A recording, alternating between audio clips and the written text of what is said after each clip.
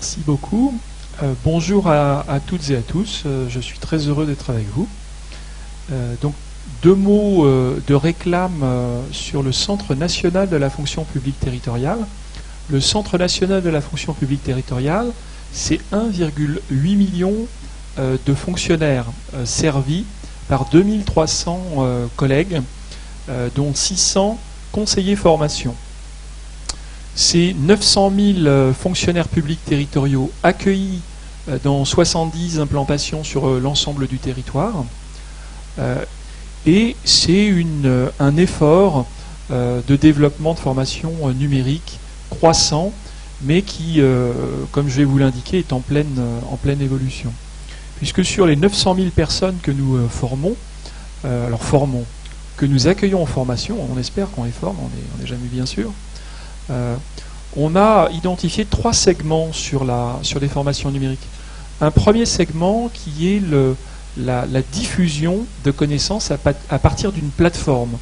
Donc je dirais que là c'est une pédagogie qui va être centrée sur la gestion, sur les savoirs des formateurs et des enseignants, et qui va être distribuée. Ça ne touche que 12 000 personnes par an. Donc vous voyez, sur l'ensemble c'est tout petit. C'est beaucoup, mais c'est tout petit. Un deuxième segment de formation, ce sont nos communautés professionnelles. Le CNFPT travaille pour 250 métiers différents et est riche de beaucoup de communautés professionnelles.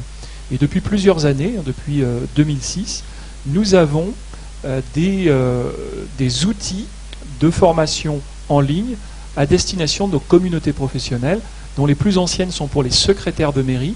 Secrétaires de mairie, vous savez qu'il y a 36 000 communes en France, et donc elles sont isolées, dispersées, c'est souvent des femmes, elles sont souvent dispersées, isolées, et donc la nécessité de l'apprentissage réciproque à travers des outils qu'on peut leur donner s'est fait jour depuis très longtemps. Donc ça, c'est une plateforme qui est très active, où les formateurs sont les secrétaires entre elles, avec un système de régulation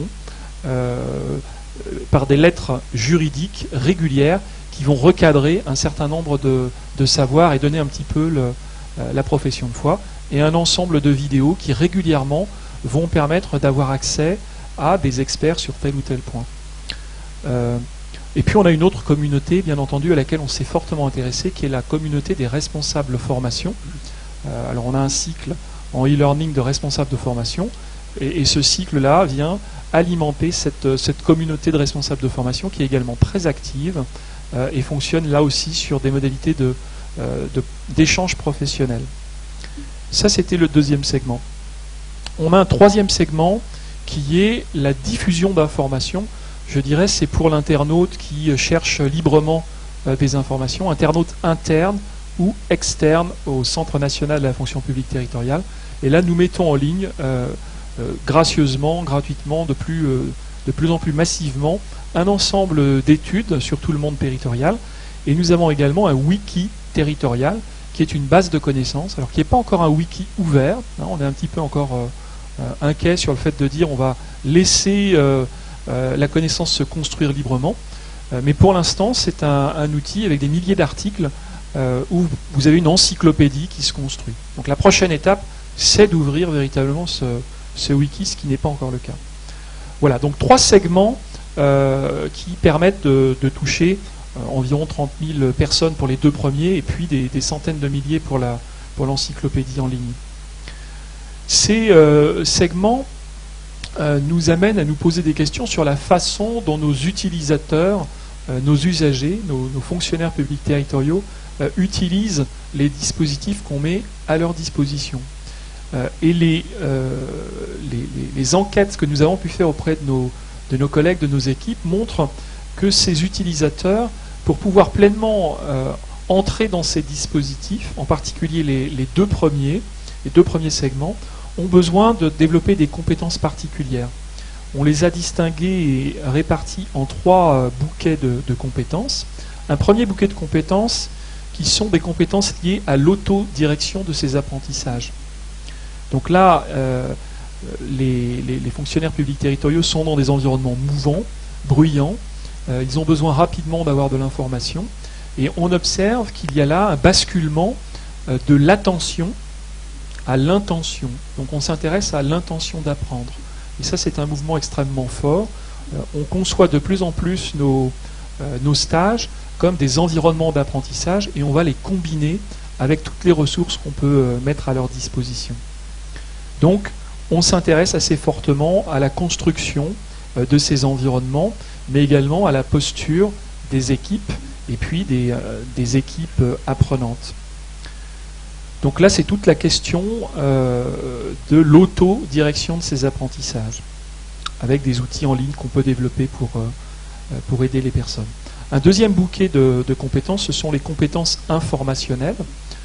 1 800 000 fonctionnaires publics territoriaux, 7% d'entre eux sont ce qu'on appelle des cadres A, donc des cadres dirigeants, 14% des cadres B, donc cadres intermédiaires, et puis le reste, la grande majorité, ce sont des employés ouvriers.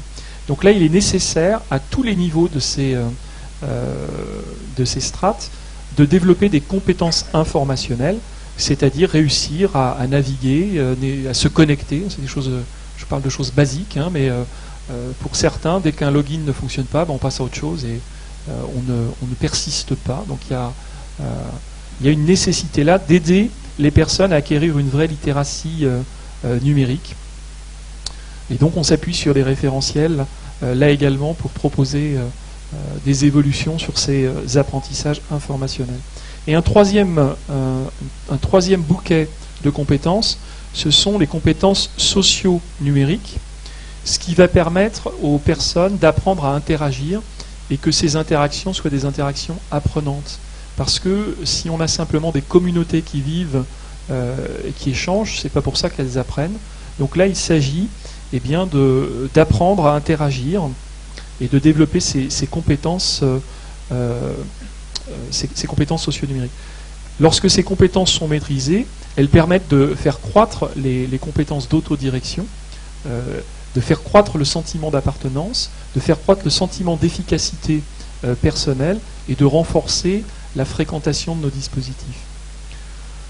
Voilà un petit peu le cœur, donc je ne vais pas prendre plus de temps, mais la question c'est comment on continue et on poursuit le développement de ces compétences pour que les environnements numériques que nous proposons soient le plus pleinement appropriés et qu'on dépasse les effectifs que je vous ai cités qui sont encore modestes.